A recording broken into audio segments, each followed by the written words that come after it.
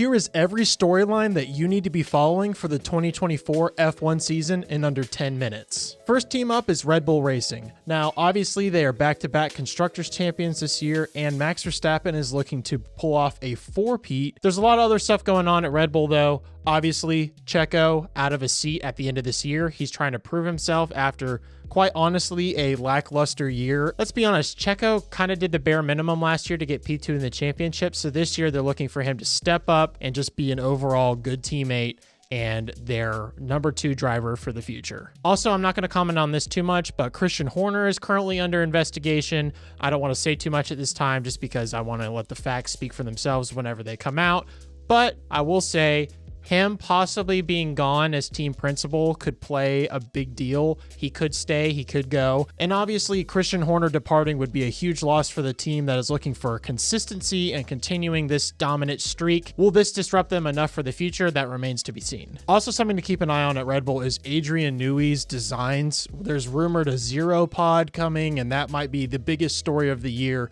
Red Bull making the zero pod work when Mercedes couldn't for 2 years in a row.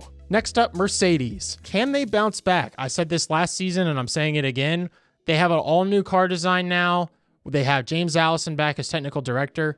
What can they do to really challenge Red Bull? Or are they going to drop even more because they're behind other teams that have had a similar concept year to year and have just improved on it? And obviously the biggest story in this team is this is Lewis Hamilton's last year at Mercedes. I think they're going to kind of treat this like a goodbye tour of the world for him. I'm assuming there's going to be a lot of people trying to get his attention. It's a big deal. One of the biggest driver moves in F1 history. On a similar subject, Ferrari, their biggest story is that Lewis is coming in next year. So Carlos Sainz is out of a seat and he'll be looking for a seat somewhere. This is a big pivotal moment in his career. I mean, could he go to Mercedes potentially? Could he go to Red Bull? Or is he going to have to go to a lower team? He certainly can't go back to McLaren because both their seats are full. So it's really no man's land for Carlos Sainz. They've also made improvements over the last season of reliability. I mean, sure, they dropped in the championship, but that's just because Mercedes was improving. It also seems like Ferrari is already planning on dedicating 80% of their allocation of wind tunnel time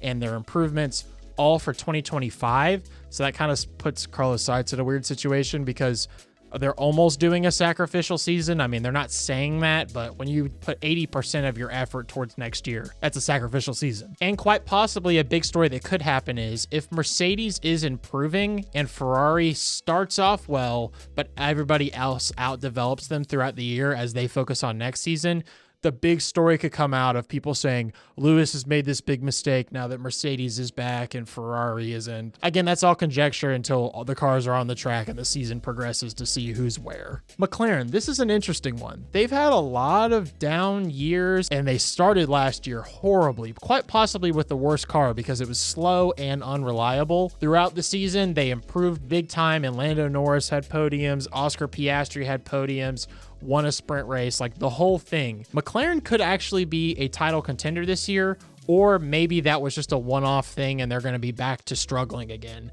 That remains to be seen, and I think that's the biggest story considering both their drivers are locked up. Also, honorable mention, I think if McLaren is doing bad, I think Lando is going to get a lot of questions asking if he regrets signing up for the future because he signed an extension before Lewis Hamilton announced he was going to Ferrari. And if Mercedes is better than McLaren, people are going to ask Lando if he wishes he was at Mercedes. So watch for that too. Aston Martin. Their big story is, can they actually get on top of these regulations and actually improve the car? It seems like they know how to build a car over the winter. At least that's what it seemed like over last season, but didn't know how to improve. And there could be a variety of reasons for this. Wind tunnel correlation is possible.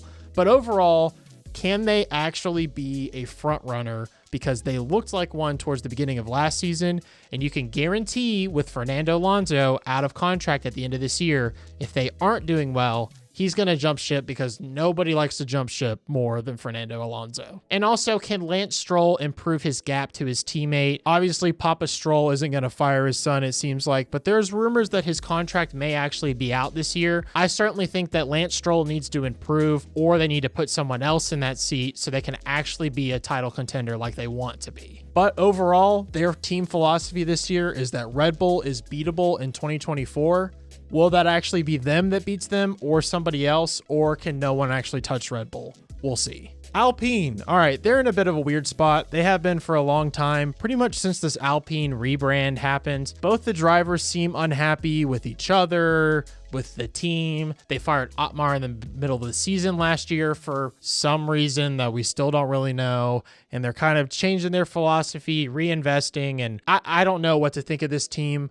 Both drivers are out of contract, so, look for possible jumps or one trying to cement themselves as the top driver at Alpine. Overall, they need to find stable footing this year. That's their big story. All right, VCARB, Racing Bulls, Visa, Cash App, the name that no one likes. This team has a lot going on. First of all, new team, basically, and a new identity, a rebrand once again. They're developing a lot closer with their parent Red Bull, which has a lot of eyes on them, especially from people like Zach Brown and other contenders that are worried that they're just going to have 4 Red Bulls on the grid because they're just going to share all the information and it's going to be impossible to stop them and potentially unfair. So that legality will continue to be questioned, I'm sure, by more and more teams and more team principals, because right now it seems like a lot of people are upset with the possibility of them almost cheating. I don't know. It depends on your interpretation of the regulations. Both drivers are out of contract at the end of this year, which should be very fascinating considering that Daniel Ricciardo looks primed to take Checo's seat.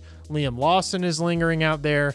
And there's a bunch of connections with Yuki Tsunoda eventually going to Aston Martin because Honda is jumping ship and going to Aston Martin. And, they want someone from their home country to represent their team. So I think Yuki could be a key player in a lot of teams' futures and who all they're going to move around. Does that mean we're going to get a Liam Lawson and Checo lineup at VCARB next year?